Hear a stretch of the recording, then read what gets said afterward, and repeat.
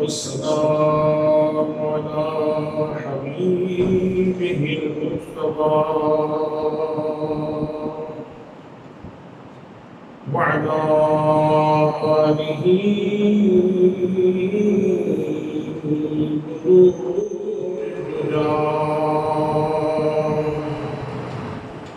وأصحابه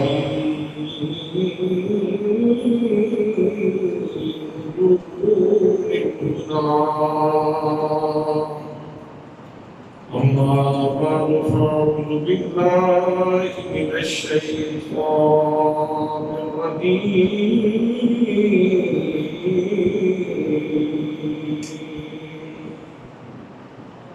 بسم الله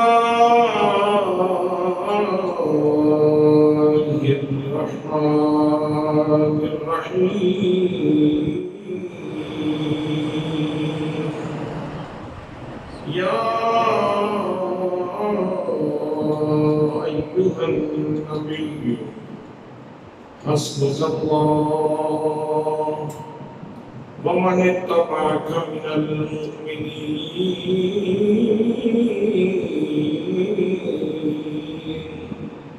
صدق الله مولانا العظيم وصدق رسوله النبي الكريم الأمين الرؤوف الرحيم الصلاة والسلام عليك يا سيدي يا رسول الله وعلى آلك وأصحابك يا سيدي يا حبيب الله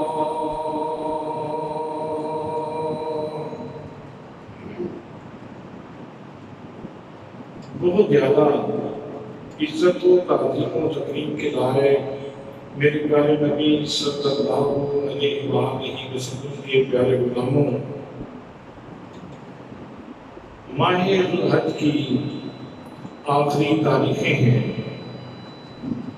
اور پھر اگلا مہینہ محرم الحرام کا ہے۔ تو آج کے خطبہ جمعۃ المبارک میں مراد رسول خلیفہ دوم امیر المومنین حضرت سیدنا فاروق اعظم رضی اللہ تعالیٰ عنہ، آپ کی شخصیت، آپ کے مقام اور آپ کے مرتبہ کے حوالے سے چند ملاحظات آپ کی سماعتوں کی نظر کر رہا ہوں۔ دعا ہے کہ اللہ کریم مجھے حق کہنے کی توفیق مرحمت فرمائے اور ہم سب کو حضرت سیدنا فاروق اعظم رضی اللہ تعالیٰ عنہ کی نور زندگی سے نور کشید کر کے اپنی زندگیوں کو منور کرنے کی توفیق مرحمت فرمائے۔ برادران اسلام، اللہ کریم نے حضور نبی اکرم صلی اللہ علیہ وآلہ وسلم کو جب دعوت دین کا حکم ارشاد فرمایا تو آپ جانتے ہیں کہ حضور صلی اللہ تعالیٰ علیہ وسلم کے لیے کتنی مشکلات کھڑی کی گئی، کتنے طوفان آئے، کتنی آندیاں آئیں، کتنی لوگوں نے مزاحمت کی، اور حضور نبی کریم صلی اللہ تعالیٰ علیہ وسلم اپنا تبلیغی فریضہ مسلسل بغیر کسی خوف کے، بغیر کسی لومۃ لائم کے خوف کے آپ نے وہ فریضہ سر انجام دیا۔ ابتداء اسلام میں حکمت یہ تھی کہ حضور صلی اللہ تعالیٰ علیہ وسلم آپ دار ارقم میں تبلیغ فرمایا کرتے تھے، اور چونکہ اوائل میں جن لوگوں نے اسلام قبول کیا تھا چند معدود افراد کے علاوہ بہت سارے لوگ غریب تھے اور ان کی غربت کی وجہ سے کفار مکہ ان کے اوپر ظلم بھی کیا کرتے تھے.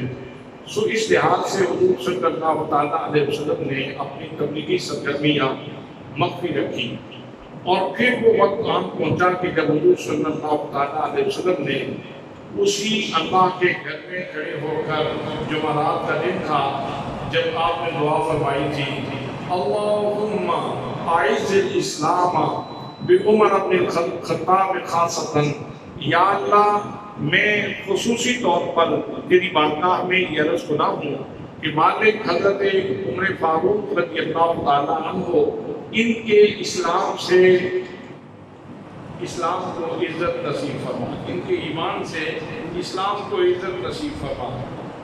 تو حضرت فاروق اعظم رضی اللہ تعالیٰ عنہ یہ تمام صحابہ میں یہ وہ فرد فرید ہیں، یہ وہ فرد واحد ہیں کہ جن کے بخت کا ستارہ جب چمکنے پہ آیا تو ان کا بخت پہلے سینہ رسول صلی اللہ تعالیٰ علیہ وسلم کی آرزو بنا. سب سے پہلے ان کا ایمان، ان کا بخت، ان کا مقدر یہ سینہ رسالت مآب صلی اللہ تعالیٰ علیہ وسلم کی آرزو بنا. اور جب آپ نے دعا فرما دی تو اب ہر صحابی کی دل کی جستجو بنا. اب ہر صحابی کے دل کی جستجو بن گیا کہ حضور صلی اللہ تعالیٰ علیہ وسلم نے دعا فرما دی ہے، اب یہ تو ہو نہیں سکتا کہ دعا رد کر دی جائے. اب دیکھتے ہیں کہ اس دعا کی قبولیت کا وقت کیا ہے. تو ہر صحابی کے دل کی جستجو تھی کہ پتہ چلے کہ کب یہ دعا قبول ہوتی ہے. اور پھر وہ وقت آیا کہ جب حضرت عمر فاروق رضی اللہ تعالیٰ عنہ نے اسلام قبول کیا تو حضرات آپ کو خوش نصیب ہیں کہ آپ کا بخت پہلے سینہ مصطفیٰ کی آرزو بنا اور پھر ہر صحابی کے دل کی جستجو بنا اور پھر آپ کی زندگی کی آبرو بنا. باقی جتنے بھی صحابہ کرام ہیں سب ہی بخت والے مقدر والے ہیں، لیکن حضرت فاروق اعظم رضی اللہ تعالیٰ عنہ آپ وہ شخصیت ہیں کہ جو مراد رسول ہیں. حضرت صدیق اکبر رضی اللہ تعالیٰ عنہ آئے تو مرید بن کے آئے، جناب علی حیدر کرار آئے تو مرید بن کے آئے، عثمان غنی آئے تو مرید بن کے آئے، جناب بلال آئے تو مرید بن کے آئے، جناب حضرت عباس آئے تو مرید بن کے آئے، جناب حضرت طلحہ آئے تو مرید بن کے آئے. ایک فرد واحد جناب فاروق اعظم رضی اللہ تعالیٰ عنہ کی ذات گرامی ہے کہ یہ مرید بھی بن کے آئے لیکن اس سے پہلے مراد بن کے آئے. اس سے پہلے مراد بن کے آئے.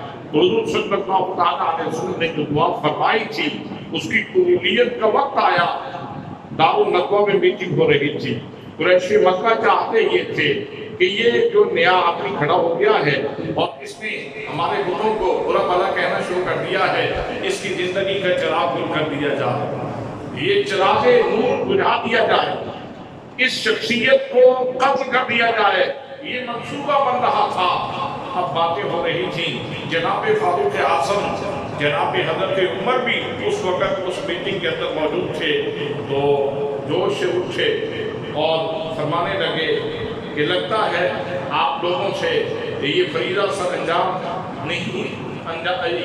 نہیں پائے گا تو یہ ڈیوٹی مجھے ہی کرنا پڑے گا. کتنے دنوں سے میں سن رہا ہوں تمہاری باتیں لیکن کوئی کسی طرف پیش قدمی نہیں کر رہا، تو لگتا ہے یہ فریضہ مجھے ہی ادا کرنا ہے. جناب عمر سب غصے میں اٹھے اور اپنی تلوار لہراتے ہوئے وہاں سے نکلے اور کہا کہ آج کوئی نتیجہ ضرور نکلے گا، آج کوئی ضرور واقعہ بدیر ہوگا. جناب حضرت عمر رضی اللہ تعالیٰ عنہ ادھر نکل رہے ہیں. حضرات منظر بڑا عجیب ہے کہ حضرت عمر نبی کریم صلی اللہ علیہ وسلم سے زندگی چھیننا چاہتے تھے اور میرے نبی عمر کو حیات دائمی دینا چاہتے تھے. میرے نبی جناب فاروق اعظم کو حیات دائمی دینا چاہتے تھے یہ چراغ بجھانا چاہتے تھے، میرے نبی حضرت فاروق کو بھی حق کا چراغ بنانا چاہتے تھے۔ جناب عمر وہاں سے نکلے تلوار لہراتے ہوئے، اور راستے میں نعیم بن عبداللہ بن یسار ابن ابی وقاص بن، دونوں روایات موجود ہیں، اور ان سے انہوں نے پوچھا کہ عمر کہاں جا رہے ہو؟ کہا کہ محمد مصطفیٰ صلی اللہ تعالیٰ علیہ وسلم کا قتل کرنے جا رہا ہوں، ان کی زندگی کا چراغ گم کرنے جا رہا ہوں، جنہوں نے ہمارے آباء و اجداد کے دین کو بدل کے رکھ دیا ہے۔ تو وہ نعیم بن عبداللہ بھی جو کہ مسلمان ہو چکے تھے، تو انہوں نے کہا تم محمد مصطفیٰ صلی اللہ تعالیٰ علیہ وسلم کے قتل کو اتنا آسان نہ سمجھو، بنی ہاشم تمہیں یہ کام نہیں کرنے دیں گے۔ اور سنو، پہلے اپنے گھر کی تو خبر لو، تمہارا بہنوئی اور تمہاری بہن، وہ بھی تو ان کے حلقہ ارادت میں داخل ہو چکے ہیں، وہ بھی ان کے حلقہ غلامی میں آ چکے ہیں۔ اب جناب عمر نے راستہ بدلا اور سیدھے اپنے بہنوئی کے گھر میں پہنچے، دروازے پہ دستک دی، اندر سے قرآن پڑھنے کی آواز آ رہی تھی۔ جیسے ہی داخل ہوئے تو حضرت فاروق اعظم کا روح قبل علیہ السلام بھی تھا اور بعد علیہ السلام بھی تھا۔ آپ اندر داخل ہوئے تو جلدی جلدی انہوں نے قرآن مقدس کے اوراق چھپا دیے، اور حضرت خباب بھی وہاں موجود تھے۔ حضرت خباب وہاں چھپ گئے، اندر کسی کونے میں چھپ گئے۔ جاتے ہی جناب فاروق اعظم نے پوچھا کہ مجھے پتہ چلا ہے کہ تم لوگوں نے اپنے باپ دادا کا دین چھوڑ دیا ہے۔ وہ حضرت فاروق اعظم کے بہنوئی بولے اور کہنے لگے کہ جب وہ باطل تھا تو چھوڑنا ہی تھا، سچا دین ہم نے قبول کر دیا ہے، اس پہ تمہیں جو تکلیف ہوتی ہے ہوتی رہے، اور تم جو کرنا چاہتے ہو کر لو۔ انہوں نے اپنے بہنوئی کو تھپڑ نصیب کیا۔ آگے ہوئی جب بہن نے دیکھا کہ میرے خامد کو مارا جا رہا ہے، جناب عمر کی بہن وہ آگے ہوں، وہ حضرت عمر نے ان کو بھی دھکا دیا اور ان کو بھی جو کیا۔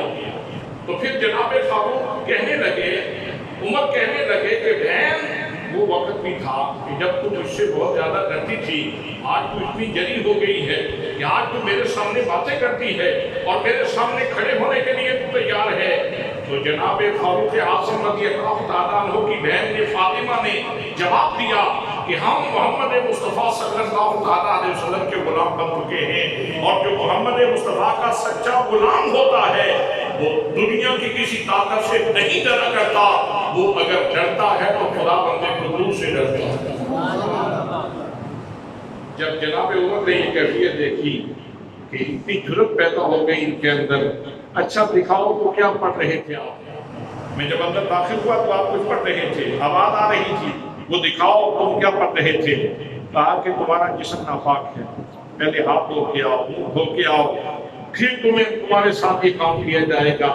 جب انہوں نے ہاتھ کو دھویا تو ان کے سامنے قرآن مقدس رکھا گیا، تو سورۃ طٰہٰ کی جب آیات پڑھی، پڑھنے کی دیر تھی کہ جناب فاروق، جناب عمر کی آنکھوں سے آنسو جاری ہو گئے، آنسو جاری ہو گئے، رونے لگے اور کہنے لگے کہ اب جلدی کرو، اب کہیں تاخیر نہ ہو جائے، مجھے جلدی لے چلو محمد مصطفیٰ صلی اللہ علیہ وسلم کی بارگاہ۔ حضرت خباب جو چھپے ہوئے تھے وہ وہاں سے باہر نکلے اور باہر نکل کے مبارکباد دینے لگے اور فرمانے لگے کہ عمر تمہیں مبارک ہو، ابھی جمعرات کو میرے آقا کریم صلی اللہ علیہ وسلم نے تمہارے لیے اسلام کی، ایمان کی دعا مانگی تھی۔ ہم اس وقت کا انتظار کر رہے تھے کہ کب عمر کی زندگی کی کایا پلٹتی ہے اور کب ان کا سینہ نور ایمان سے منور ہوتا ہے۔ عمر تمہیں مبارک ہو، تم اسلام لائے ہو تو اللہ کے نبی کا دل خوش ہو جائے۔ وہاں سے پھر جناب فاروق اعظم، جناب عمر رضی اللہ تعالیٰ عنہ، آپ اپنی بہنوئی کو بھی ساتھ لیتے ہیں، اپنی بہن کو بھی ساتھ لیتے ہیں، اور حضرت خباب کو بھی ساتھ لیتے ہیں، اور وہاں ان کو ساتھ لے کر دربار مصطفیٰ میں جا رہے ہیں، نبی کریم صلی اللہ علیہ وسلم کی بارگاہ میں جا رہے ہیں۔ تو جو اس وقت حضرت عمر کے ارمغان عقیدت تھے، جو محبت کے جذبات تھے، کسی شاعر نے ان کو اپنی زبان میں بیان کیا ہے، میں آپ کی نظر کر رہا ہوں۔ اس نے کہا آیا مارنی خاطر سی، آیا مارنی خاطر سامنے پاپی،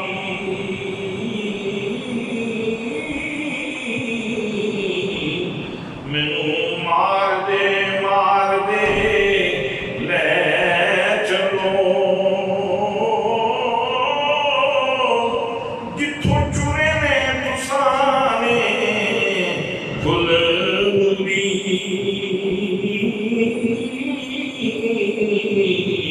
مینوں اس بازار وچ لے چلو، کل پاپلو وانگ مجرمانے مینوں اس دربار وچ لے چلو،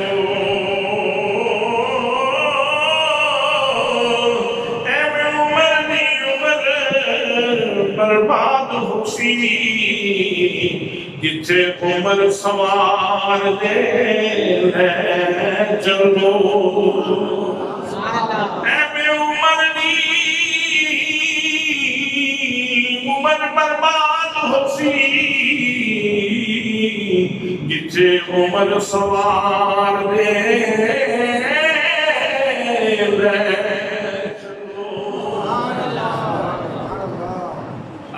قافلہ چلا اور سیدھا بارگاہ مصطفیٰ میں چلا۔ نبی مکرم صلی اللہ علیہ وسلم دار ارقم میں موجود تھے۔ صحابہ کرام نے جب جناب فاروق کو دیکھا تو کسی نے کہا کہ بلا آ رہی ہے، عمر کی صورت میں بلا آ رہی ہے، تو تقدیر کہہ رہی تھی یہ بلا نہیں آ رہی، عمر کی صورت میں مصطفیٰ کی دعا آ رہی ہے، مصطفیٰ کی دعا آ رہی ہے۔ جناب امیر حمزہ نے جب دیکھا تو آپ نے فرمایا کہ اگر عمر کی نیت ٹھیک ہوگی تو فابہا، وگرنہ تلوار بھی اس کی ہوگی اور سر بھی اس کا ہوگا۔ اتنا آسان نہیں ہے نبی کریم صلی اللہ علیہ وسلم کو غضب پہنچانا ہمارے ہوتے ہوئے، اس لیے عمر اگر خیر سے آیا ہے تو ٹھیک ہے، وگرنہ اس کے ساتھ وہی کیا جائے گا جو اس کی نیت ہوگی۔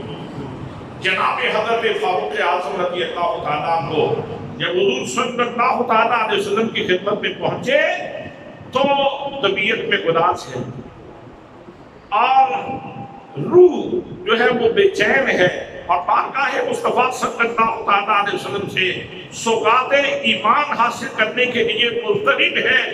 جناب فاروق اعظم رضی اللہ تعالیٰ عنہ کا سر جھکا ہوا ہے اور سیدھے بارگاہ مصطفیٰ میں حضور کے قدموں میں بیٹھ جاتے ہیں اور کہتے ہیں کہ یا رسول اللہ مجھے اپنے دین کا کلمہ پڑھا دیجیے، مجھے دائرہ اسلام میں داخل کیجیے۔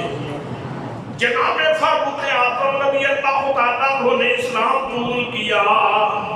حضرات محترم پھر وہ وقت آیا جس کے لیے نبی کریم صلی اللہ علیہ وسلم نے دعائیں کی تھی۔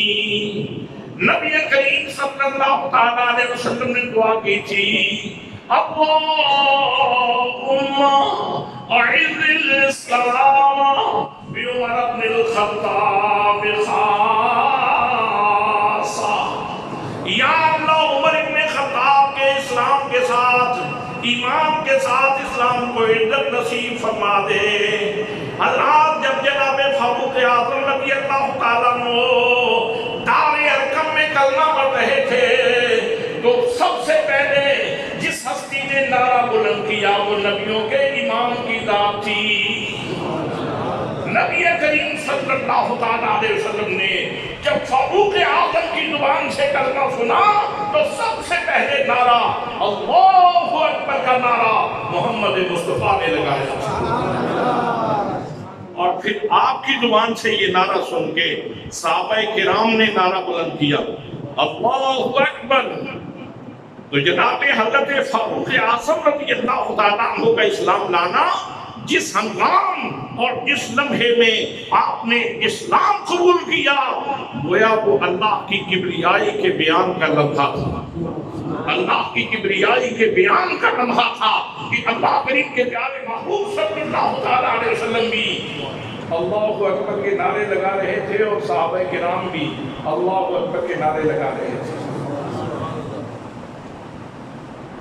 ادھر جناب فاروق نبی کریم صلی اللہ علیہ وسلم کی خدمت میں حاضر ہیں، خود سے جناب جبریل امین بھی حاضر ہو گئے اور آ کے نبی کریم صلی اللہ علیہ وسلم کو بشارت دے رہے ہیں اور آقا کریم کی بارگاہ میں عرض کر رہے ہیں، لقد استبشر اہل السماء باسلام عمر، یا رسول اللہ آپ کو مبارک ہو، عمر کے اسلام کی وجہ سے ملکوتیوں کے قافلے فرشتے بھی آپس میں ایک دوسرے کو حضرت عمر کے اسلام کی مبارکباد دے رہے ہیں۔ عالم بالا میں مبارکبادیوں کا تبادلہ ہو رہا ہے، سبحان اللہ، مبارکبادیوں کا تبادلہ ہو رہا ہے، آسمان والے خوشیاں منا رہے ہیں جناب فاروق اعظم رضی اللہ تعالیٰ عنہ کے اسلام کے اوپر۔ اور پھر وہ وقت آتا ہے کہ جناب فاروق اعظم رضی اللہ تعالیٰ عنہ کلمہ پڑھنے کے بعد پھر پہلا سوال کیا اور یہ استفہام انکاری ہے، یا رسول اللہ کیا ہم حق پہ نہیں ہیں؟ بتایا یقیناً ہم حق پہ ہیں۔ تو پھر جناب فاروق نے عرض کی کہ آقا عمر کے اسلام کے بعد بھی ہم کسی گھر میں چھپ کے ہی تبلیغ کریں تو یہ بات نہیں بنتی، یا رسول اللہ اب چھپ کے تبلیغ نہیں ہوگی، بنے گا سارا جہاں میں خانہ، ہر کوئی بادہ خار ہوگا، گزر گیا وہ دور ساقی کہ چھپ کے پیتے تھے پینے والے، گزر گیا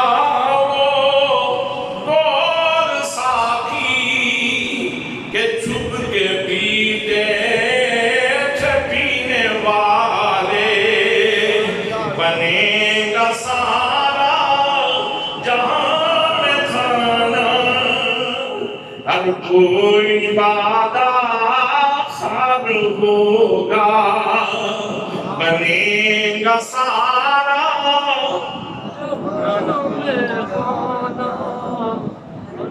ذرا وہ منظر نامہ تصور میں لائیں نا کہ حضرت عمر کے اسلام لانے سے پہلے کیسے مسلمان حضرت ارقم کے گھر میں دار ارقم میں بیٹھ کے کیسے چھپ کے تبلیغ کرتے تھے، کیسے چھپ کے اللہ کی بات کرتے تھے، اور خدشہ یہ تھا کہ کوئی مسلمانوں کو اذیت نہ پہنچائے، تکلیف نہ پہنچائے۔ تو آج جناب فاروق اعظم رضی اللہ تعالیٰ عنہ آتے ہی یہ اعلان کر رہے ہیں، گزر گیا وہ دور ساقی کہ چھپ کے پیتے تھے پینے والے، بنے گا سارا جہاں میں خانہ، ہر کوئی وعدہ خار ہوگا۔ اب وہ چھپ کے شراب معرفت پینے کا دور گزر گیا، اب تو اعلانیہ تبدیل ہوگی، اب تو اعلانیہ یہ جامع معرفت تقسیم کیے جائیں گے۔ جناب حضرت فاروق اعظم رضی اللہ تعالیٰ عنہ نے عرض کیا، رسول اللہ اب ہم صحن حرم میں جا کے اللہ کا ذکر کریں، صحن حرم میں اللہ کا ذکر کریں گے اور کافروں کی آنکھوں میں آنکھیں ڈال کے اللہ کا ذکر کریں گے۔ اب نبی کریم صلی اللہ تعالیٰ علیہ وسلم اپنے صحابہ کرام کو ساتھ لے کر نکلتے ہیں. سبحان اللہ. وہ قدسیوں کا کاروان تھا. ملکوتی بھی جس قافلے کے اوپر رشپنا تھے، نبی کریم صلی اللہ تعالیٰ علیہ وسلم اپنے صحابہ کرام کے ساتھ نکلے. ایک طرف جناب حضرت امیر حمزہ ہیں اور ایک طرف جناب عمر فاروق رضی اللہ تعالیٰ عنہ ہیں. درمیان میں نبیوں کے امام صلی اللہ تعالیٰ علیہ وسلم ہیں.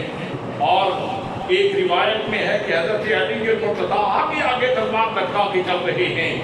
یہ قافلہ اس شان کے ساتھ سوئے حرم چلتا ہے اور پھر حرم کعبہ میں جا کے اللہ کی عبادت اعلانیہ کی جاتی ہے. اور یہی وہ موقع ہے جب اللہ کریم کے پیارے حبیب صلی اللہ تعالیٰ علیہ وسلم نے جناب عمر رضی اللہ تعالیٰ عنہ کو فاروق کا لقب عطا فرمایا تھا. حضرات محترم، تو یہ اللہ کریم نے کیسے اسلام کو عزت عطا فرمائی اور نبی کریم صلی اللہ تعالیٰ علیہ وسلم کی دعا کی مستجاب صورت عطا فرما دی. اس لیے میں نے کہا کہ حضرت عمر فاروق رضی اللہ تعالیٰ عنہ وہ خوش نصیب انسان ہیں کہ جن کے وقت کی آرزو پہلے سینہ مصطفیٰ میں تھی. آپ کا وقت پہلے سینہ مصطفیٰ کی آرزو بنا اور پھر ہر صحابی کے دل کی جستجو بنا اور پھر آپ کی شخصیت کی آبرو بنا اور پھر اسلام کی آبرو بنا اور پھر آپ کو فاروق کا لقب نصیب ہوا. حضرات محترم، جناب سیدنا حضرت عمر فاروق رضی اللہ تعالیٰ عنہ وہ شخصیت ہے کہ جب آپ اسلام لاتے ہیں تو اللہ کریم نے یہ آیت مبارکہ نازل فرمائی، یا ایھا النبی، اے غیر کی خبریں دینے والے محبوب، حسبک اللہ، آپ کے لیے اللہ کافی ہے، ومن اتبعک من المؤمنین، اور آپ کی اتباع کرنے والے مومنین کافی ہیں. اس سے عمومی طور پر تو تمام صحابہ کرام مراد ہیں، لیکن بالخصوص اس سے حضرت فاروق اعظم رضی اللہ تعالیٰ عنہ کی ذات گرامی مراد ہے. حضرات محترم، جناب سیدنا حضرت عمر فاروق رضی اللہ تعالیٰ عنہ وہ شخصیت ہے کہ جن کو اللہ کریم نے بے شمار مکارم سے، بے شمار مناقب سے نوازا ہے اور نبی کریم صلی اللہ تعالیٰ علیہ وسلم نے خود آپ کے مناقب بیان کیے ہیں. میرے آقا کریم صلی اللہ تعالیٰ علیہ وسلم نے ایک موقع پہ ارشاد فرمایا الحق ینطق علی لسان عمر. عمر وہ عظیم الشان انسان ہے کہ جس کی زبان پہ حق بولتا، جس کی زبان پہ حق بولتا ہے، عمر وہ شخصیت ہے. اور ایک موقع پہ ارشاد فرمایا لو کان بعدی نبیا لکان عمر. لوگوں، جناب عمر میں وہ خصائص موجود ہیں، وہ کمالات موجود ہیں، اس کے اندر وہ خوبیاں موجود ہیں. اگر میں ختم نبوت کا تاج پہن کر تشریف نہ لاتا اور اگر میرے بعد نبوت کا امکان موجود ہوتا، کسی کے نبی بن کے آنے کا امکان موجود ہوتا، تو عمر کے اندر وہ خصوصیات موجود ہیں کہ جناب عمر نبی ہوتے. حضور صلی اللہ تعالیٰ علیہ وسلم خود ان کے خصائص، ان کے مناقب بیان کی. اور آپ کے حوالے سے ایک بڑی خوبصورت بات میں آج ہی پڑھ رہا تھا کہ زمانہ جاہلیت میں ایک دفعہ جناب عمر فاروق رضی اللہ تعالیٰ عنہ آپ شام میں تشریف لے گئے تو وہاں اس وقت کے ایک بہت بڑے عالم سے آپ کی ملاقات ہوئی. اس نے آپ کی آؤ بھگت کی، ضیافت کی، کھانا پیش کیا اور کھانے کے دوران وہ سوال بھی کر رہا تھا، آپ کا انٹرویو بھی کر رہا تھا. تو کہنے لگا مسموخ، تمہارا نام کیا ہے؟ تو آپ نے اپنا نام بتایا، انا عمر، میں عمر ہوں. تو اس نے دوسرا سوال کیا مسمو ابی کا، تیرے باپ کا نام کیا ہے؟ تو جواب دیا کہ میرے باپ کا نام خطاب ہے. تو اس نے اگلا سوال کر دیا من این جئت، تم کہاں سے آئے ہو؟ تو جناب فاروق اعظم رضی اللہ تعالیٰ عنہ نے جواب دیا کہ تو من مکہ المکرمہ، میں مکہ مکرمہ سے آیا ہوں۔ سوال بھی وہ کر رہا تھا اور ساتھ ہی فرماتے ہیں میری ضیافت بھی کر رہا تھا۔ جب اس نے کچھ سوال کر لیے، میں کھانے سے فارغ ہوا تو اس نے ایک کاغذ لا کے میرے سامنے رکھ دیا اور کہنے لگا تو اس کے اوپر لکھو۔ میں نے اس سے پوچھا ماں تو وہ میں کیا لکھوں، کیا لکھوانا چاہتے ہو؟ تو وہ کہنے لگا جناب والا آپ میری بات ذرا کان کھول کے سماعت فرما لیں۔ میں اس وقت زمین کے اوپر تورات، زبور و انجیل کا سب سے بڑا عالم ہوں۔ میں نے اپنی کتابوں میں پڑھا ہے کہ پیغمبر آخر الزمان صلی اللہ علیہ وسلم تشریف لائیں گے اور ان کی شانیں یہ ہوں گی، ان کی قدر و منزلت یہ ہوگی، اور ان کے بعد پھر ان کا خلیفہ ہوگا۔ پہلے خلیفہ کا نام ابو بکر ہوگا اور دوسرے خلیفہ کا نام عمر ہوگا۔ وہ خصوصیات تمہارے اندر پائی جا رہی ہیں۔ تم محمد مصطفیٰ کے دوسرے خلیفہ بنو گے، اور پھر میں نے یہ بھی پڑھا ہے کہ تمہارے دور خلافت میں شام فتح ہوگا۔ تو میں چاہتا ہوں کہ اس وقت کے آنے سے پہلے ہی مجھے امان نامہ لکھ دو، تاکہ اگر ایسا کوئی وقت آ جائے تو اس وقت میں مامون ہو جاؤں، محفوظ ہو جاؤں، مجھے امان نامہ لکھ دیں۔ تو جناب فاروق اعظم رضی اللہ تعالیٰ عنہ آپ اس کی بات سن کے حیران ہو رہے تھے۔ تو بہر صورت آپ نے فرمایا یہ واقعہ جب ہوگا تو پھر دیکھی جائے گی، آپ پریشان نہ ہوں، میری طرف سے آپ کو امان نامہ ہے، لیکن ابھی لکھنے کی نوبت تو آئی نہیں، ابھی تو یہ فرائض تفریق ہوں گے تو پھر دیکھی جائے گی۔ پھر وہ وقت آ گیا، وقت کی گھڑیوں نے سفر کیا، مرور وقت کے ساتھ ساتھ پھر نبی کریم صلی اللہ تعالیٰ علیہ وسلم تشریف لائے۔ میرے آقا کریم صلی اللہ تعالیٰ علیہ وسلم نے اسلام کا اجالا کیا، روشنی گھر گھر پھیلی۔ پھر وہ وقت آیا کہ آپ اللہ کو پیارے ہو گئے، پھر حضرت صدیق اکبر رضی اللہ تعالیٰ عنہ خلیفہ بنے، پھر آپ کے بعد جناب عمر فاروق رضی اللہ تعالیٰ عنہ خلیفہ بنے، اور آپ کے دور اقدس میں پھر ملک شام فتح ہوا۔ تو حضرت عمر فاروق رضی اللہ تعالیٰ عنہ کو دعوت دی گئی کہ آپ ملک شام کا دورہ فرمائیں۔ جب آپ ملک شام میں پہنچے، پتہ چلا اس عالم کو کہ مسلمانوں کا امیر المومنین آ رہا ہے، تو وہ اپنی عبادت گاہ سے باہر نکلا۔ اس کے ہاتھ میں کوئی قلم بھی موجود تھا اور کاغذ بھی موجود تھا، اور کہنے لگا ہاتھ پکڑ کے امیر المومنین کا، کہنے لگا امیر المومنین اس وقت میں نے کہا تھا جو میں نے باتیں بتائی تھیں، آج وہ صادق ثابت ہوئی ہیں کہ نہیں؟ آج وہ سچی ثابت ہوئی ہیں کہ نہیں؟ یہ وہی کاغذ اور قلم میں نے اب تک سنبھال کے رکھا ہوا ہے، اب اس کے اوپر امان نامہ لکھ دو۔ تو آپ نے اس وقت کے گورنر کو یہ حکم جاری فرمایا کہ اس بندے کے لیے امان نامہ ہے میری طرف سے، اور جب یہ پورا ہو جائے تو اس کو گزارا الاؤنس بھی دینا ہے، اس کی خدمت کرتی ہے کہ اس نے بہت پہلے مجھے یہ مجدہ سنا دیا تھا، یہ خوشخبری دے دی تھی کہ تمہاری زندگی میں ایک ایسا موڑ آئے۔ حضرات محترم، جناب سیدنا فاروق اعظم رضی اللہ تعالیٰ عنہ آپ کی ذات گرامی وہ ذات ہے کہ اسلام کے عروج کا جو دور ہے وہ حضرت فاروق اعظم کا دور ہے۔ اپنے تو اپنے بیگانے بھی کہتے ہیں کہ اگر مسلمانوں میں اسلام میں ایک اور عمر ہوتا، اس زمین کے سینے پہ فقط ایک ہی مذہب ہوتا اور وہ اسلام کا مذہب ہوتا۔ حضرت عمر فاروق رضی اللہ تعالیٰ عنہ آپ نے اسلام کا تہلکہ مچا دیا۔ ایک دفعہ روم کے چند سفیر آئے،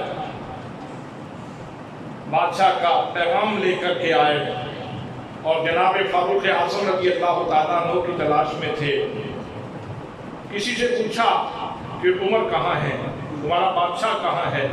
تو مسلمانوں نے کہا کہ یہاں بادشاہت نہیں ہوتی، ہمارا امیر المومنین ہے، ملے گا کہاں؟ ابھی یہاں کام کر رہے تھے، دیکھو کہیں یہیں کہیں موجود ہوں گے۔ تو دیکھا کہ دوپہر کا وقت تھا اور آپ اپنے بازو کو سرانہ بنا کر یا ایک پتھر کا سرانہ بنا کر کسی درخت کے نیچے قیلولہ فرما رہے تھے۔ یہ قیلولہ بڑی اچھی چیز ہے۔ نبی کریم صلی اللہ تعالیٰ علیہ وسلم نے ارشاد فرمایا قیلوا فإن الشیطان لا یقیل، قیلولہ کیا کرو، قیلولہ نہ کرنا یہ شیطان کرنا، شیطان کا قیلولہ نہیں کرتا۔ وہ اگر موقع ملے وقت سے، یعنی کام سے اگر وقت میسر آ جائے تو قیلولہ کر لینا چاہیے۔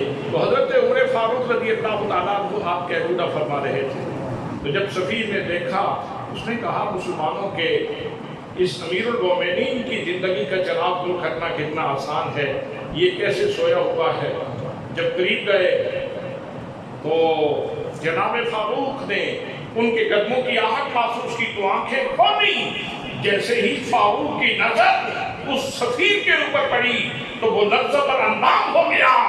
اب سفیر عاجز ہو کے کہہ رہا تھا ہمارے بادشاہوں کو تو محلات کے اندر نیند نہیں آتی، اور تم کیسے عظیم انسان ہو کہ پتھر کا سرانہ بنا کے یا اپنے بازو کا سرانہ بنا کے اس عام درخت کے نیچے بھی لیٹے رہتے ہو۔ انہوں نے عوام کو دکھ دیا تو وہ محلات میں نہیں سو سکتے، اور تم نے اپنی عوام کو آسودہ کیا ہے، ان کی خدمت کی ہے، اور تم ایک درخت کے نیچے بھی آرام سے جو ہے وہ سو سکتے ہو۔ حضرات محترم، جناب فاروق اعظم رضی اللہ تعالیٰ عنہ وہ شخصیت ہیں کہ جن کو اللہ کریم نے ولایت کی اعلیٰ ترین منزلوں سے نوازا تھا، نگاہ بصیرت عطا فرما رکھی تھی۔ حضور صلی اللہ تعالیٰ علیہ وسلم نے یہ بھی ارشاد فرمایا ہر امت میں کچھ محدث گزرے ہیں، اور میری امت کا محدث وہ حضرت فاروق اعظم رضی اللہ تعالیٰ عنہ کی ذات کرام۔ محدث کون ہوتا ہے؟ ایک تو محدثین ہے نا جو حدیث پڑھانے والے ہیں، وہ الگ، ان کا نام الگ ہے، ان کی شان الگ ہے۔ محدث وہ ہوتا ہے کہ جس کے دل کے اوپر مالائے اعلیٰ سے فیضان طاری ہوتا ہے۔ مالائے اعلیٰ سے جس کے دل کے اوپر فیضان کا نزول ہوتا ہے اس کو محدث کہتے ہیں۔ جناب فاروق اعظم کو یہ اعزاز حاصل ہے کہ کتنی قرآن مقدس کی آیات ایسی ہیں جو حضرت عمر کی رائے کے مطابق نازل ہوئی ہیں، اور ایک موقع تو ایسا بھی آیا کہ قرآن مقدس کی آیات جناب فاروق اعظم کے تحفظ میں اور تحفظ ناموس رسالت میں اتری۔ یہودی اور منافق کا قصہ مشہور زمانہ ہے کہ ایک یہودی کا اور منافق کا آپس میں جھگڑا تھا۔ وہ پہلے نبی کریم صلی اللہ تعالیٰ علیہ وسلم کی خدمت میں حاضر ہوئے، تو آپ نے ظاہر ہے انصاف کا فیصلہ کرنا تھا، تو آپ نے یہودی کے حق میں فیصلہ کرنا۔ منافق ہوتا ہے، اس نے کہا نہیں، کعب بن اشرف یہودی کے پاس چلتے ہیں۔ تو یہودی کہنے لگا نہیں، کعب کے پاس تو نہیں، اگر تم جانا ہی چاہتے ہو تو پھر عمر فاروق کے پاس چلے چلو۔ اب وہ دونوں حضرت فاروق اعظم رضی اللہ تعالیٰ عنہ کی خدمت میں پہنچے، تو جناب فاروق نے فرمایا کہ کیا تم نبی کریم صلی اللہ تعالیٰ علیہ وسلم سے فیصلہ کروا لیتے تو یہ بہتر نہیں تھا؟ تو یہودی بولا، اور اس نے کہا کہ انہوں نے تو میرے حق پہ فیصلہ کر دیا تھا، لیکن یہ بندہ نہیں مانتا۔ جب حضرت فاروق اعظم رضی اللہ تعالیٰ عنہ نے یہ بات سنی تو آپ غصے میں آ گئے اور فرمایا ذرا انتظار کرو، میں ابھی آتا ہوں۔ اندر گئے، جا کے تلوار اٹھائی اور انتہائی غصے میں باہر تشریف لائے اور تلوار سے وار کر کے اس منافق کا سر قلم کر دیا، اور فرمایا جس کو نبی کریم صلی اللہ تعالیٰ علیہ وسلم کی زبان پہ بات نہیں ہے، جو میرے نبی کا فیصلہ نہیں مانتا، اس کا فیصلہ عمر کی زبان نہیں کر سکتی، اس کا فیصلہ عمر کی تلوار ہی کر سکتی ہے۔ سر قلم کرنا۔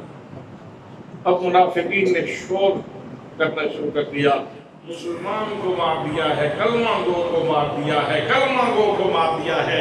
میڈیا حرکت میں آ گیا، باتیں ہونے لگی، جگہ جگہ پہ گفتگو ہونے لگی۔ عمر نے ایک صاحب ایمان کو قتل کر دیا ہے، کلمہ گو کو قتل کر دیا ہے۔ حضرات محترم جناب حضرت عمر رضی اللہ تعالیٰ عنہ، ان کی ذات کے اوپر جب باتیں ہو رہی تھی تو اللہ کریم نے قرآن مقدس نازل فرمایا، قرآن کی یہ آیت نازل ہوئی، اللہ کریم نے ارشاد فرمایا فلا وربک لا یؤمنون حتی یحکموک فیما شجر بینہم ثم لا یجدوا فی انفسہم حرجا مما قضیت ویسلموا تسلیما۔ ایسا حکم نازل ہوا کہ اس سے ناموس رسالت وہ بھی مزید اجاگر ہو گئے، نبی کریم صلی اللہ تعالیٰ علیہ وسلم کا مقام بھی مزید اجاگر ہو گیا۔ اللہ کریم نے ارشاد فرمایا فلا وربک، اے محبوب مجھے تیرا رب ہونے کی قسم ہے، مجھے تیرا رب ہونے کی قسم ہے۔ حضرات اللہ کریم رب تو سارے نبیوں کا، رسولوں کا وہ رب ہے، جناب آدم کا، جناب حضرت نوح کا رب ہے، حضرت خلیل کا، جناب ذبی کا رب ہے، جناب یعقوب کا، جناب ایوب کا رب ہے، جناب یوسف کا، جناب یونس کا رب ہے، جناب یحییٰ کا، جناب زکریا کا رب ہے۔ لیکن اگر اللہ کریم کو اپنے رب ہونے پہ ناز ہے تو وہ محمد مصطفیٰ کا رب ہونے پہ ناز ہے۔ فلا وربک، محبوب مجھے تیرا رب ہونے کی قسم ہے، لا یؤمنون، یہ لوگ اتنی دیر تک صاحب ایمان نہیں ہو سکتے، حتی یحکموک فیما شجر بینہم، یہاں تک کہ اپنے درمیان تمام پیدا شدہ جھگڑوں میں تجھے ثالث نہ مان لے، تجھے حکم نہ مان لے، اتنی دیر تک یہ مومن نہیں ہو سکتے۔ یہ جو کہا جا رہا ہے نا کہ مومن کو مار دیا، کلمہ گو کو مار دیا، کلمہ پڑھنے والے کو مار دیا، یہ سب باتیں غلط ہیں۔ یہ کلمہ زبان سے پڑھتا تھا لیکن جس کے حلق سے کلمہ نیچے نہیں اترتا تھا، جس کو زبان مصطفیٰ کا پاس نہیں، اس کے کلمے کا کوئی اعتبار نہیں۔